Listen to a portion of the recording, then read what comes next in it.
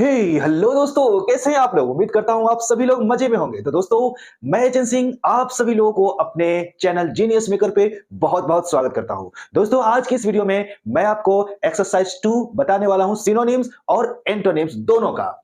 अगर आप सीएचएसएल या फिर सीजीएल या फिर अन्य एसएससी की एग्जाम्स की तैयारी कर रहे हैं तो आप सभी लोगों के लिए ये वीडियो बहुत खास होने वाली है। दोस्तों, अगर हमारी ये वीडियो सीरीज आप देखते हैं तो एक भी एंटोनिम सिनोनिम आपसे नहीं छूटेंगे।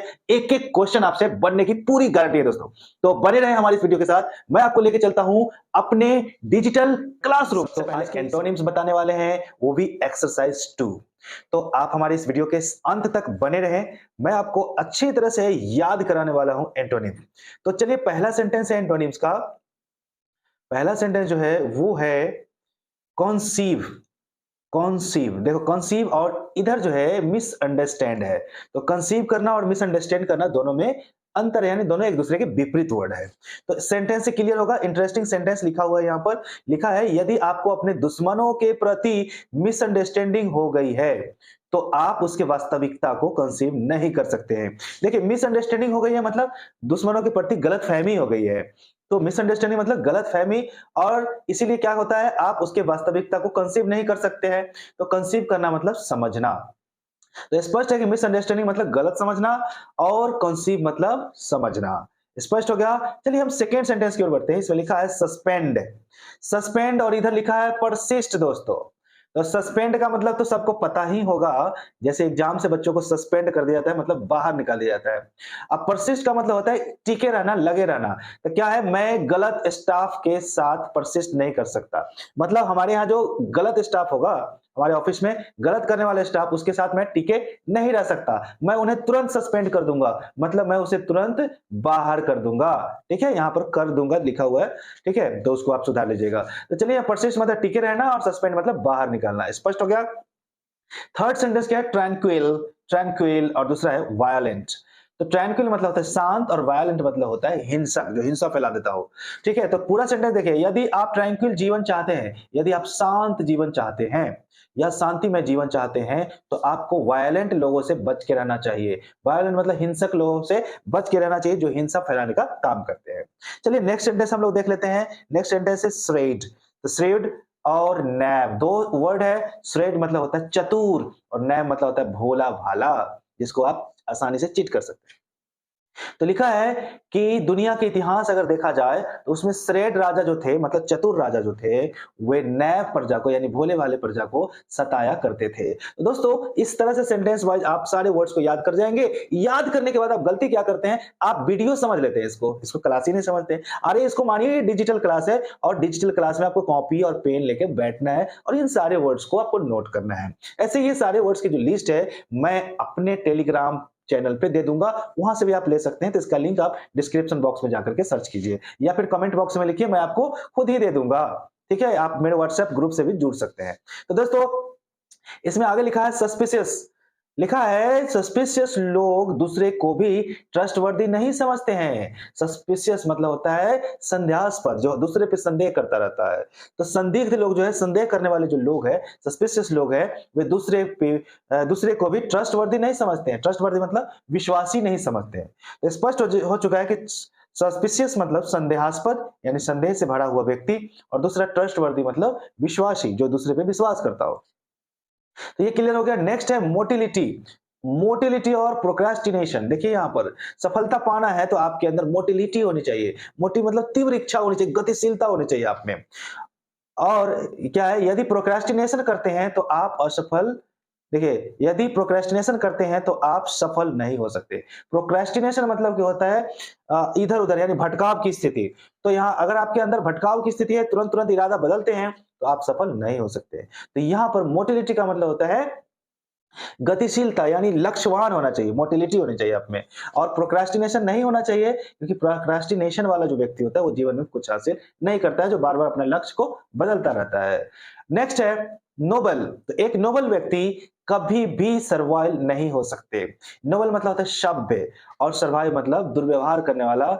ठीक है, दुर्जन जिसको बोल सकते हैं। तो एक नोबल व्यक्ति कभी भी दुर्जन नहीं हो सकते, कभी भी दुष्ट नहीं हो सकते। चलिए आगे देखते हैं। अप्लॉज, यदि हम दूसरे की अप्लॉज नहीं करेंगे, अप्लॉज नहीं करें करते हैं तो कम से कम क्रिटिसिज्म भी तो ना करिए। तो एप्लॉज मतलब होता है अति प्रशंसा, यानी बहुत ज्यादा प्रशंसा अगर नहीं करते हैं तो कम से कम किसी का क्रिटिसिज्म भी तो ना करें। क्रिटिसिज्म मतलब आलोचना भी तो ना करें। तो ये दोनों क्लियर हो गया। नेक्स्ट है कैंडिड। कैंडिड मतलब स्पष्टवादी, जो स्पष्ट बोलते हैं, मन में बातों को छिपाते नहीं है, बल्कि स्पष्ट रूप से जो भी है वो बता देते हैं, तो ऐसे व्यक्ति को बोलते हैं कैंडिड। तो एक कैंडिड व्यक्ति कभी भी डिसीटफुल नहीं हो सकते, मतलब धोखेबाज नहीं हो सकते। ठीक है दोस्तों, आगे देखें। पति पत्नी के बीच अटैचमेंट्स होना चाहिए। अटैचमेंट मतलब एक जुड़ाव होना चाहिए, स्ट्रॉन्ग जुड़ाव, कनेक्शन होना चाहिए, अटैचमेंट होनी चाहिए, ना कि दोनों एक दूसरे के अपोजिशन होना चाहिए। अपोजिशन मतलब विरोधी, ठीक है, और अटैचमेंट मतलब जुड़ाव। तो दोनों के बीच जुड़ाव होने चाहिए, विरोधी नहीं होना चाहिए। क्लियर हो चुका है? तो अच्छी तरह से आप याद कर चुके हैं, इस सेंटेंस को आप रिपीट कीजिए और फिर से अच्छी तरह से कोशिश कीजिए रिवाइज करने की, और इन दोनों वर्ड्स को लिख लिया कीजिएगा, ठीक है, ताकि भविष्य में आप रिवाइज कर सके। और भूलने लगे तो हमारे वीडियो को फिर से देख लीजिए। चलिए हम आपको ले चलते हैं सिनोनिम्स की दुनिया में। तो एंटोनिम से निकल करके हम लोग आते हैं सिनोनिम्स की दुनिया में। चलिए आ गए हम लोग सिनोनिम्स की दुनिया में। अब देखिए सिनोनिम्स का फर्स्ट वर्ड जो है वो है पैलिड्स। पैलिड्स, और यहाँ पे जो देख रहे हैं PAL, इसको पेल नहीं बोल करके पे ही बोलना है, पे। एल जो है साइलेंट है, ठीक है। तो पैलिड या पे का मतलब क्या होता है, यानी दुबला पतला या कमजोर, ठीक है। तो आप सेंटेंस से क्लियर कीजिए। नियमित पौष्टिक आहार की कमी की वजह से भारतीय मजदूर पैलिड या पे हो चुके हैं। मतलब मजदूरों को नियमित आहार नहीं मिलता है, पौष्टिक आहार, जिसकी वजह से वो पैलिड या पे हो चुके हैं, मतलब कमजोर हो चुके हैं या दुबला पतला हो चुके हैं। ये तो बात समझ ही गए होंगे आप। चलिए हम नेक्स्ट वर्ड को देखते हैं। इसमें लिखा है इनवाइगोरेटिंग। फिर से सुनिए, इनवाइगोरेटिंग, और इधर लिखा है रिफ्रेशिंग। इनवाइगोरेटिंग और रिफ्रेश करना मतलब होता है ऊर्जावान बनाना, तुरंत जल्दी से जल्दी ऊर्जा भर देना, ठीक है। तो यहां देखिए, लोग कहते हैं कि शराब खासकर थके हुए लोगों के लिए इनवाइगोरेटिंग और रिफ्रेशिंग द्रव का काम करता है। लोग कहते हैं, लेकिन आप इस पे मत जाइएगा दोस्तों, शराब पीना स्वास्थ्य के लिए हानिकारक है। तो यहां पर इस सेंटेंस का अर्थ हुआ कि लोग कहते हैं कि शराब जो है, थके मांदे जो लोग होंगे, जो थक चुके होंगे, उनके लिए इनवाइगोरेटिंग या रिफ्रेशिंग द्रव का काम करता है, मतलब ऊर्जा देने का काम करता है, तुरंत शीघ्र ऊर्जा पहुंचाने का काम करता है। इनवाइगोरेटिंग और रिफ्रेशिंग मतलब शीघ्र ऊर्जा पहुंचाने वाला, तरोताजा करने वाला। क्लियर हो चुका? नेक्स्ट वर्ड की ओर हम लोग बढ़ते हैं। यहां लिखा है कॉन्स्क्रिप्ट और ड्राफ्ट। कॉन्स्क्रिप्ट और ड्राफ्ट का मतलब होता है बहाली करना। तो दोस्तों यहां लिखा है आपकी आरपीएफ में कॉन्स्क्रिप्ट या ड्राफ्ट हो सकती है, मतलब आपकी बहाली हो सकती है। बहुत जल्दी याद हो गया। चलिए नेक्स्ट वीडियो की ओर चलते हैं। लिखा है इंडोलेंट और लेजी। तो इंडोलेंट और लेजी का मतलब होता है आलसी। जैसे इंडोलेंट या लेजी लोग अपने परिवार के लिए बोझ है। जी हाँ दोस्तों, सही बात मैं बोल रहा हूं। इंडोलेंट व्यक्ति जो होंगे वे अपने परिवार के लिए क्या है, बोझ है। अगर कमाइएगा नहीं तो परिवार के लोग कब तक आपको हेल्प करेंगे। इसलिए इंडोलेंट मत बनिए, लेजी भी मत बनिए। चलिए नेक्स्ट क्या है, रिप्रूव। रिप्रूव और रिब्यूक। रिप्रूव और रिब्यूक मतलब होता है डांट फटकार लगाना, ठीक है। तो लिखा है हमें बच्चों को पढ़ाते समय रिप्रूव या रिब्यूक नहीं करना चाहिए, डांटना नहीं चाहिए, फटकारना नहीं चाहिए, ठीक है। तो रिप्रूव और रिब्यूक मतलब डांट फटकार लगाना, ठीक है, धमकी देना या डांट फटकार लगाना। तो ऐसे में बच्चे डरने लगेंगे और पढ़ाई से दूर भागने लगेंगे, इसलिए उन्हें रिब्यूक नहीं कीजिए दोस्तों। चलिए नेक्स्ट है हुडविंक, और इधर है डिसीव। हुडविंक और डिसीव का मतलब होता है धोखा देना। अगर आप अपने विश्वास पे किसी को लाते हैं और उसको धोखा देते हैं, इसका मतलब हुआ हुडविंक करना। तो आजकल जानते हैं बहुत सारे लोग पैसा बनाने के लिए अपना हुडविंक करते हैं लोगों को। तो ही लिखा है अपना पैसा कमाने के लिए लोगों को हुडविंक या डिसीव करना एक जघन्य अपराध है, बहुत बड़ा अपराध है, हीनियस क्राइम है, ठीक है। तो हुडविंक या डिसीव का मतलब होता है धोखा देना। नेक्स्ट है प्रोफ्लिगेट और वेस्टफुल। तो देखिए यहाँ पर प्रोफ्लिगेट या वेस्टफुल का मतलब होता है जो ज्यादा खर्च करता है, यानी खर्चीला व्यक्ति।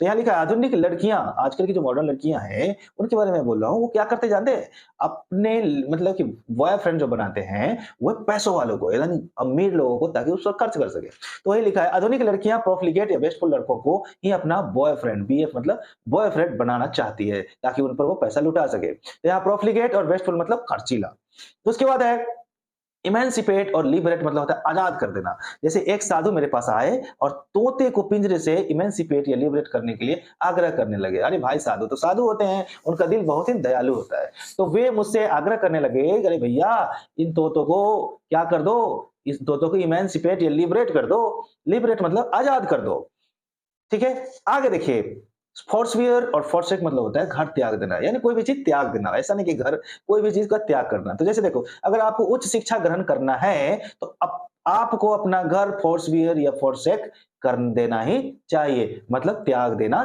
चाहिए। ठीक है, तो हो चुका है क्लियर। नेक्स्ट है रेशनल और इधर है लॉजिकल। तो रेशनल या लॉजिकल मतलब होता है तार्किक। तार्किक का मतलब होता है सच्चाई से भरा हुआ, उसमें झूठ नहीं है, बिल्कुल सच सच बातें बताना, तार्किक तार्किक जवाब देना।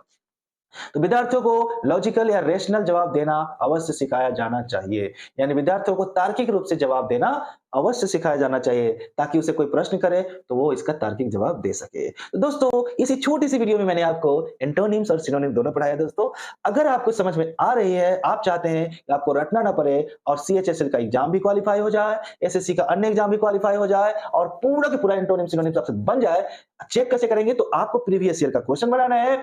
ठीक है, एमबी पब्लिकेशन का मैं प्रेफर करूंगा आपको कि आप उसको खरीदें और उसका प्रीवियस ईयर का क्वेश्चन बनाएं। तो बशर्ते कि आपको एंटोनिम सिनोनिम्स आना चाहिए। मैं ग्रामर भी पढ़ाता हूं और बहुत सारी चीज आपको पढ़ाने वाला हूं कंपटीशन के लिए। तो आपको हमारे चैनल को सब्सक्राइब कर ही लेना चाहिए, ताकि आपको कोई वीडियो छूट ना जाए। जैसे ही मैं अपलोड करूंगा, आपको टुन एक नोटिफिकेशन मिल जाएगा और आपको पता चल जाएगा कि एचएन सर की वीडियो आ चुकी है। आप देखने लगेंगे, जिससे आपको फायदा मिलेगा। दोस्तों, शॉर्ट वीडियोस भी मैं डालता रहता हूं दोस्तों, उससे आपको बहुत छोटी-छोटी टिप्स चीजें भी आपको सीखने को मिलती रहती है। तो मैं इस वीडियो से विदा लेना चाहूंगा, उसके लिए मैं फिर एक बार आग्रह करता हूं कि प्लीज जाइए और सब्सक्रिप्शन का जो रेड बटन है उसको दबाइए, ताकि ये वीडियो, हमारा जो चैनल है, सब्सक्राइब हो जाए और आप रेगुलर वीडियो पा सके। दोस्तों, आप ज्यादा कंजूस है ना, तो कम से कम लाइक का बटन जरूर दबाएं। अगर सब्सक्राइब नहीं दबाते हैं तो लाइक तो कम से कम दबाइए। अगर आप सब्सक्राइब कर चुके हैं तो आपको तहे दिल से बहुत बहुत धन्यवाद।